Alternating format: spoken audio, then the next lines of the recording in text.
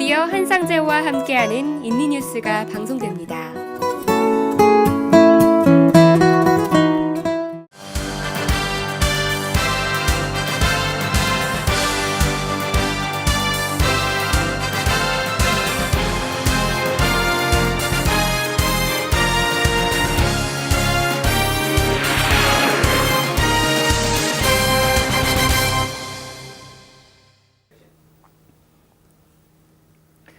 여러분 안녕하십니까, 한상재입니다. 지금부터 8월 첫날 인도네시아 주간 뉴스를 전해드리겠습니다.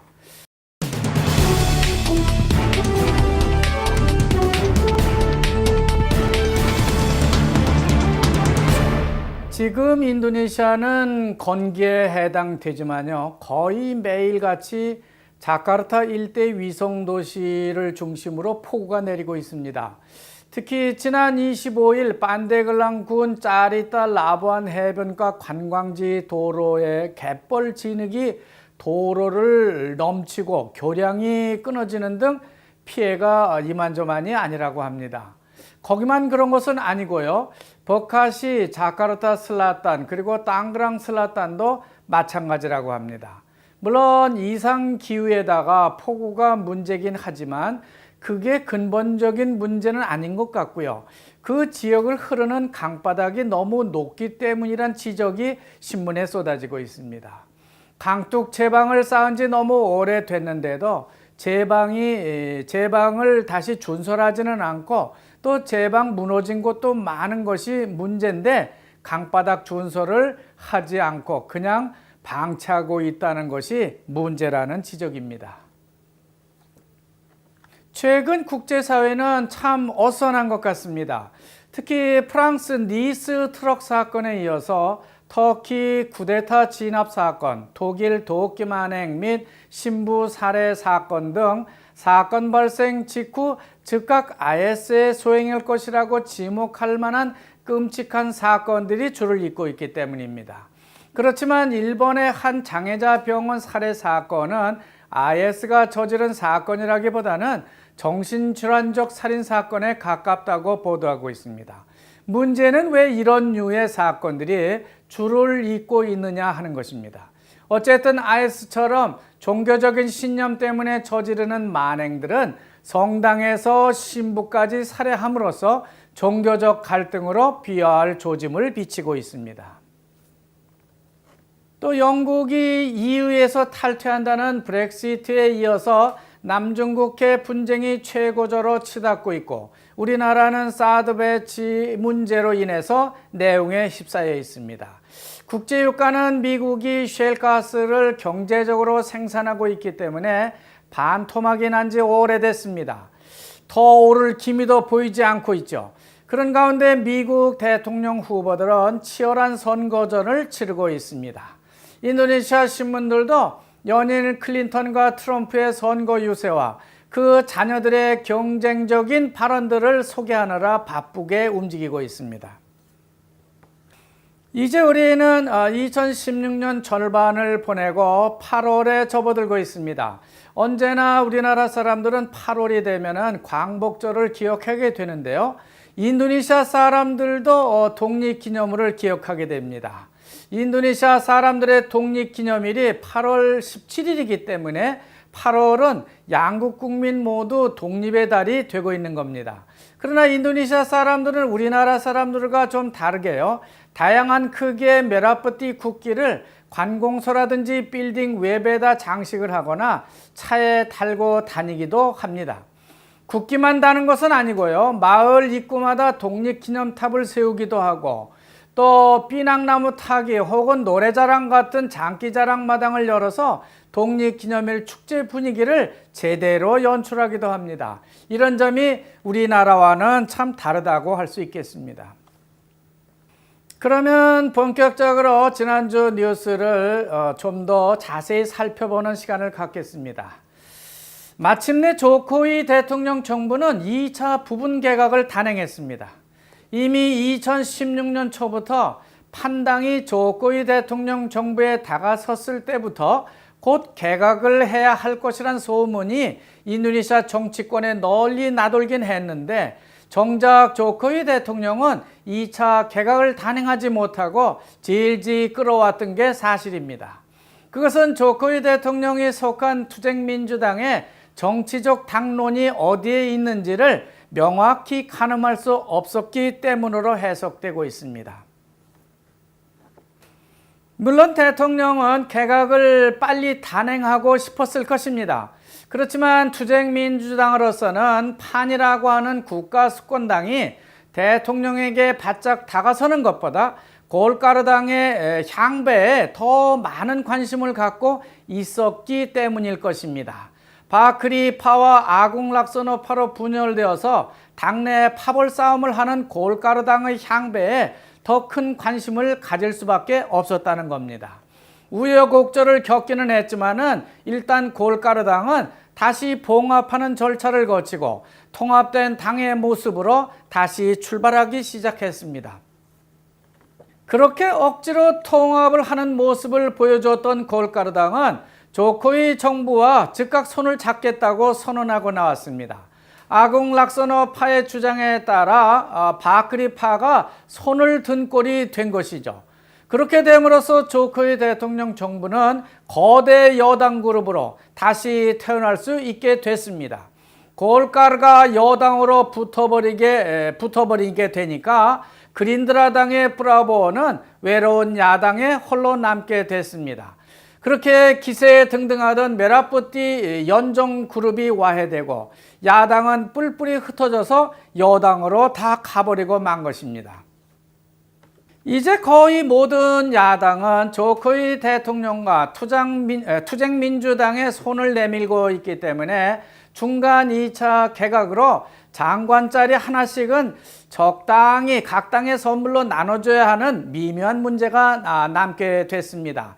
하여간 지난주 조코이 대통령은 2차 개각을 단행하면서 장관 자리 하나씩을 나눠줬습니다. 그러나 개각에 들어온 장관들의 성향을 짚게 보면요, 정치판에서 영입한 장관과 전문가 장관이 거의 반반씩 섞여 있는 걸 볼 수 있습니다. 즉 전문성을 가진 장관이 반이고 나머지는 정치적 정당에서 나온 그런 장관이라고 하는 것입니다. 어쨌든 조코이 대통령의 2차 개각을 보는 언론의 시각은 대체로 무난하다고 보고 있는 것 같습니다. 하지만 서너 가지 특이한 점이 나타나고 있는 걸 볼 수 있는데요. 즉 판당이나 골가르처럼 야당에서 여당 그룹으로 돌아선 정당들 때문에 정치권 장관이 다수 등장하고 있다는 것과 SBI 정부 때 재무부 장관이었던 스리물야니 장관이 다시 재무부 장관으로 기용됐다는 점, 또 위란도 전 통합군 사령관이 정치안보 조정장관으로 발탁되고 그렇게나 대통령이 믿고 신뢰하던 룻 반자이던 전 정치안보 장관이 해양조정장관으로 보내지고 소피안 잘릴 장관은 또 국토부 장관으로 이동시킨 점이 이번에 두드러지게 나타나는 개각 특징이라고 볼 수 있습니다. 이번 개각에서 정치안보 조정장관에 취임한 위란도 하누라당 총재는 수하르토 정권 말기에 통합군 사령관을 지낸 예비역 사성 장군입니다. 그렇기 때문에 그린드라당 브라보 총재와 함께 인도네시아 인권단체들로부터 큰 저항을 받고 있습니다. 그렇지만 위란도 하누라당 총재는 그린드라당의 브라보 총재를 견제할 수 있는 유일한 군부 실력자의 하나입니다. 따라서 그를 정무장관에 기용한 것은 내년 자카르타 시장 선거와 2019년 차기 대선 견제용이 아닐까, 그런 것이 설득력을 얻고 있습니다. 그 반대로 루훗 장관은 그 막강한 자리를 내주고 해양수산조정부 장관으로 자리를 이동했습니다. 더 특이한 것을 보면요, 스리물야니 재무부 장관의 복귀입니다. 그녀는 SBI 정부 당시에 전 부디오노 부통령과 함께 센츄리은행을 박살낸 인물로 논란이 되었던 사람입니다. 따라서 SBI 대통령이 어느 날 갑자기 세계은행으로 잠시 회피를 시켰던 인물로 해석되고 있습니다. 공적 자금 지출 결제 문제가 점점 스리물리아니 전 장관에게 다가갔기 때문에 SBI 대통령이 월드뱅크로 보낸 것이죠. 그러나 그녀는 다시 조코이 정권에서도 재무부 장관의 자리를 차지했습니다. 아마 앞으로 닥칠지도 모르는 인도네시아 텍스 암네스티 성공 여부와 그것과 관련된 리스크, 또 경기 침체의 해결사로서 그녀의 경험을 기대하고 있는 것으로 이해됩니다. 다음은 박예지 아나운서의 잘란잘란 인니를 시청하신 후에 뉴스를 이어서 다시 전해드리도록 하겠습니다.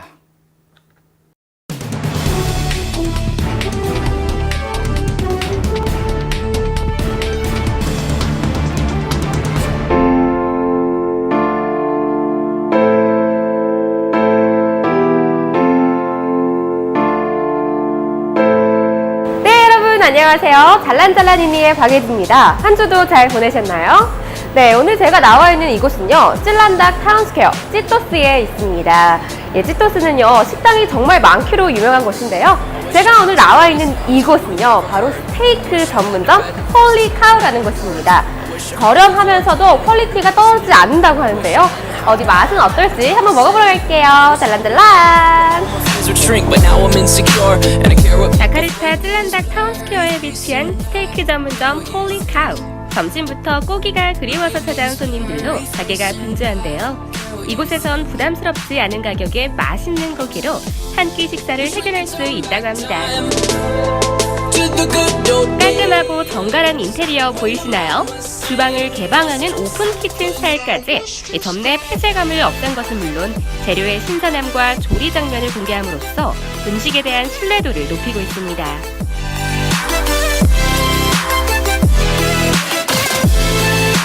와, 여기는 메뉴도 엄청 큰데요. 와, 가격대를 보니까요, 저렴한 거는 정말 저렴하고요, 또 비싼 거는 좀 비싸긴 합니다.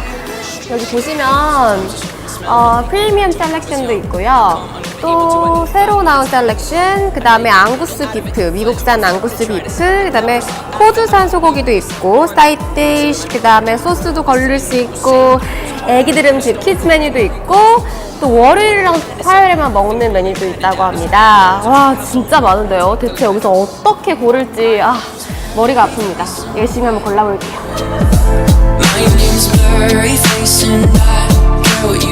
일단 가격 면에서 가장 특출나다고 생각하고요. 그리고 가성비가 아니라 그냥 되게 맛있는 스테이크를 판매하는 것 같습니다. 스테이크가 먹고 싶을 때 홀리카우로 오세요.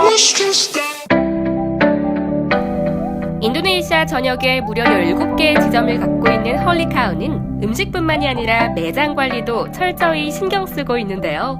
직원들의 꼼꼼하고 섬세한 모습에 더 믿음이 갑니다. 와규 스테이크를 합리적인 가격으로 즐길 수 있게 하자라는 취지로 오픈한 이곳은 여러 부위를 취향에 맞게 선택해서 먹을 수 있습니다.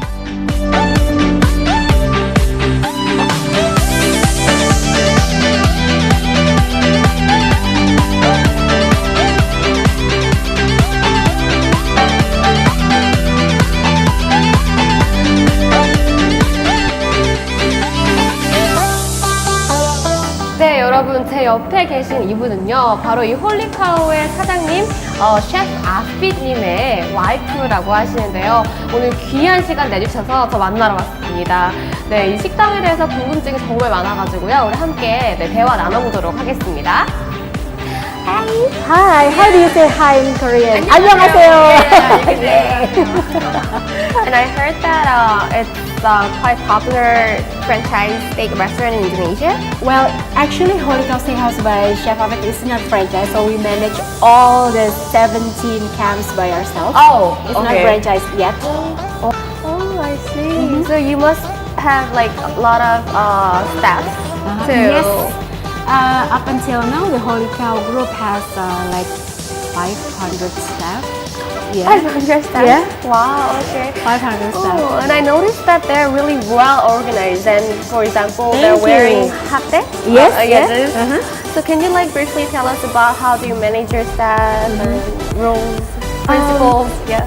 Well, the basic principles of our crew at Holy Cow Steakhouse by Chef Afid Ruby Lobster and also Holy Ribs is basically we have this proud to serve attitude.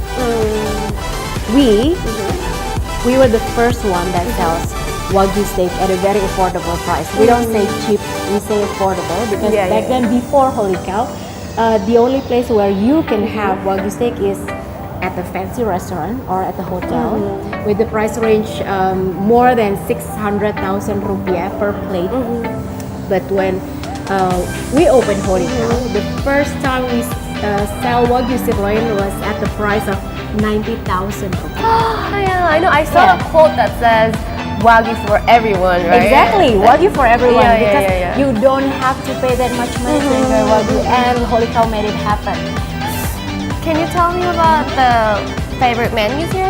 I think you should try the ribeye. Which one? Which one am I trying 400 today? grams, Woo! of course. This one?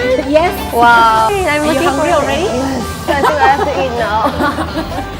Yes, please. So 400 grams for you. Yeah. Okay. I can do it.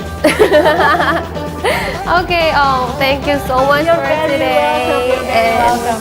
yeah, I'll invite my friends here. And can you like Go ahead. say anything for our Korean audiences to come and enjoy? So if you're looking for affordable Wagyu steaks with actually not just Wagyu steaks, but if you really are a carnivore, then you should come to Holy Cow Steakhouse by Chef Afid because this is where you belong. 감사합니다. 감사합니다. No, no, no, no, no, no, no fire, no fire. I wanna feel the music higher and touch 와, 여러분 이게 바로 그 400g짜리 와규 스테이크라고 하는데요. 와, 정말 비주얼만 봐도 이게 제 배에 다 들어갈지는 모르겠는데요. 지금 배고프니까 다 들어갈 것 같습니다. 얼마나 부드러운지 한번 먹어볼게요.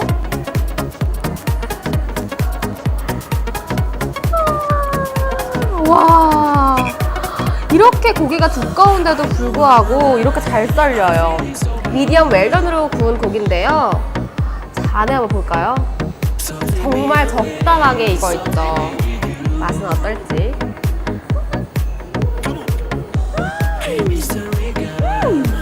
대박!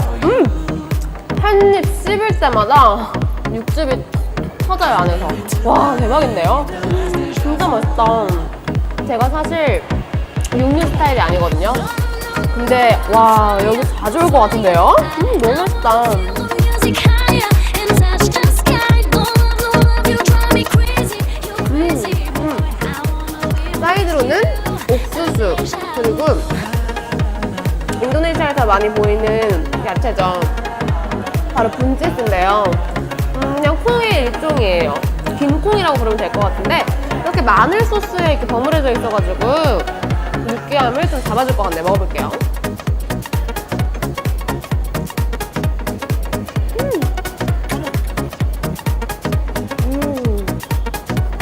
와, 스테이크랑 조합이 와 끝내주는데요.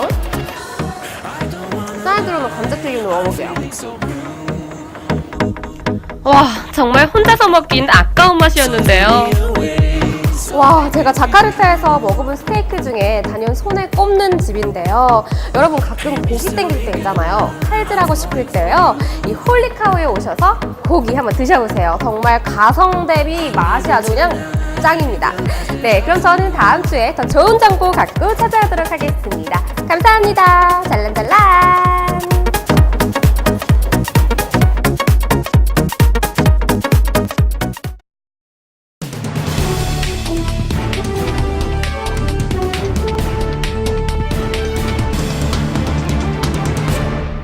하여간 조코이 대통령은 지난주에 개각을 한 것 이외에도 아주 바쁜 일정을 소화해내고 있습니다.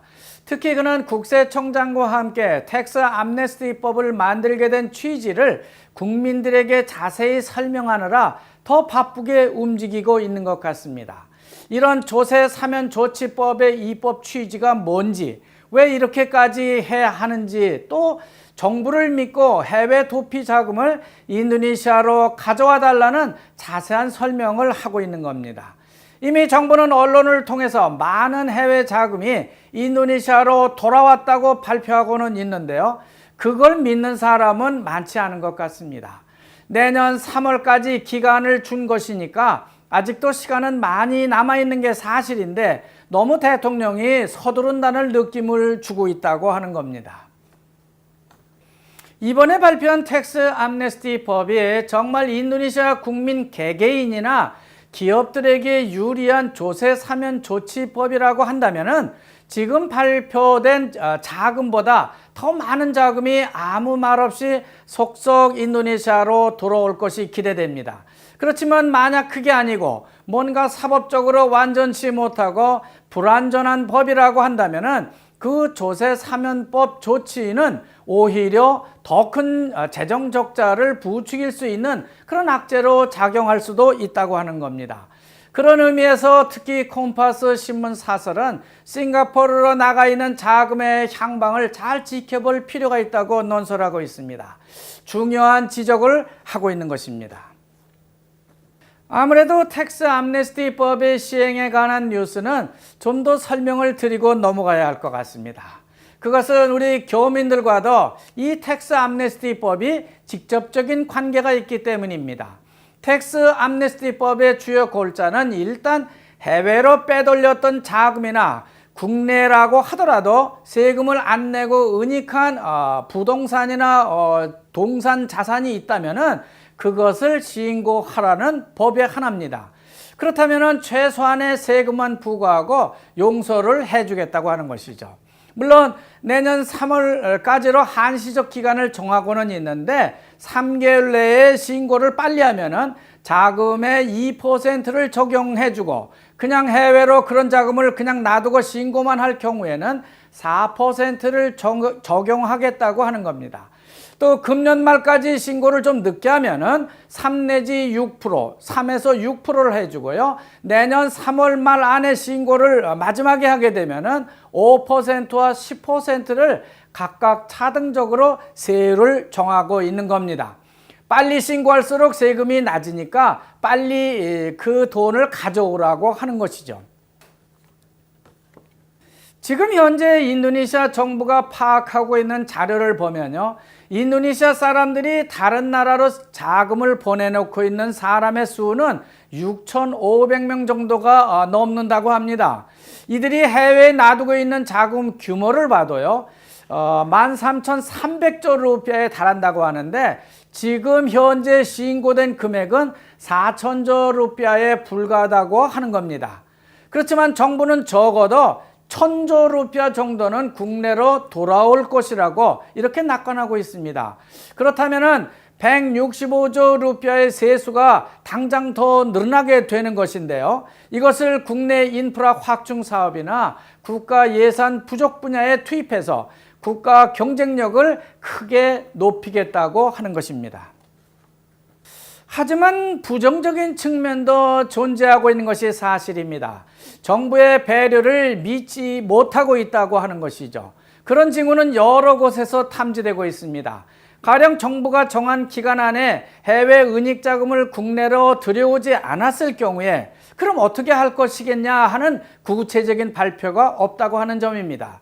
또 국내에 은닉한 자금의 범위를 어디까지 적용할 것인지 그런 문제점도 상존하고 있습니다. 특히 싱가포르로 가져간 자금이 반드시 해외 도피 자금만은 아니고요. 금융위기를 피해서 안전한 나라에다 갖다 놓은 것도 있을 수 있는데 그것을 모조리 조세 도피 자금이라고 단정을 하고 재반입을 해야 한다고 하는 것은 법리에 좀 맞지 않는다고 하는 것입니다. 따라서 정부는 대통령까지 나서서 텍스 암네스티법의 취지를 설명하느라 아주 바쁘게 움직이고 있는 겁니다. 어쨌든 조코위 대통령은 이런 식으로 세금을 감면해 주고라도 은닉된 지하자금을 양성화하겠다는 취지를 설명하고 있습니다. 전문가들은 이번 조치를 국제 저유가 현상과 원자재 가격 하락에 따른 올 상반기 인도네시아 세입이 전년 대비 3.3% 감소하는 등 국내 경기 둔화 압박에 직면하고 있는 조코위 정부가 인프라 건설 등 경제개혁 정책 추진 동력을 어떻게든지 이번에 확보하기 위해서 던진 일종의 정치적 승부수라고 설명하고 있습니다. 하여간 대통령은 이번 조치를 통해서 돈이 도는 그런 인도네시아 경제 환경을 만들어 보겠다는 거대한 의지를 여기에 올인하고 있는 것 같습니다. 또 다른 한편에선 여전히 지금 정부가 기대하는 것만큼 큰 성과는 나오지 않을 수도 있다는 부정적 반론도 제기하고 있습니다. 자카르타 시는 지난 27일 자동차 번호판 홀짝제를 시작했습니다.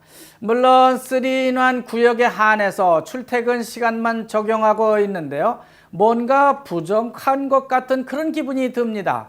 그것은 적용 기간에 충분한 계몽이 없었기 때문이라고 신문도 말하고 있습니다. 하여간 자카르타는 홀짝제를 지금 시행하고 있습니다. 문제는 다른 선택이 없다고 하는 것이죠. 가령 수드리만이나 담린으로 갈 수가 없다면 다른 선택이 있어야 하는데 그런 길이 없다고 하는 겁니다. 또 스나엔에서 대사관 쪽으로 가는 가토수브로 같은 길도 다른 선택이 없다는 지적이 신문에 쏟아지고 있습니다.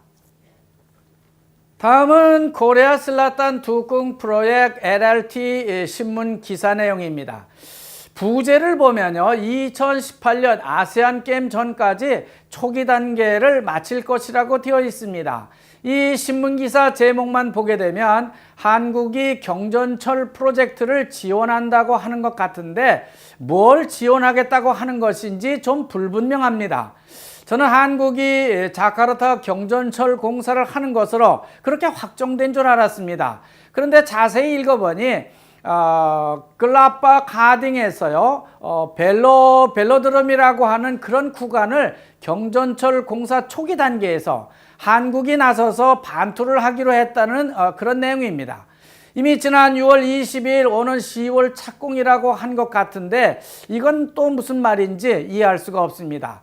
아마 이렇게 지원을 해주고 차기 LRT 공사가 나오게 되면 그때 본격적으로 참여를 할 수 있게 해달라고 그렇게 협력을 하는 것 같습니다. 끝으로 전해드릴 소식은 지난 27일 제 인도네시아 일본 교민회장이 조코위 대통령을 예방해서 양국 국민 간 경제 협력을 논의했다는 소식이 전해지고 있는데요. 좀 부럽다는 생각이 들었습니다. 우리 교민회도 좀 분발하시면 좋겠다는 생각을 가지면서 금주 주간 뉴스는 여기서 마치겠습니다. 시청자 여러분 감사합니다. 안녕히 계십시오.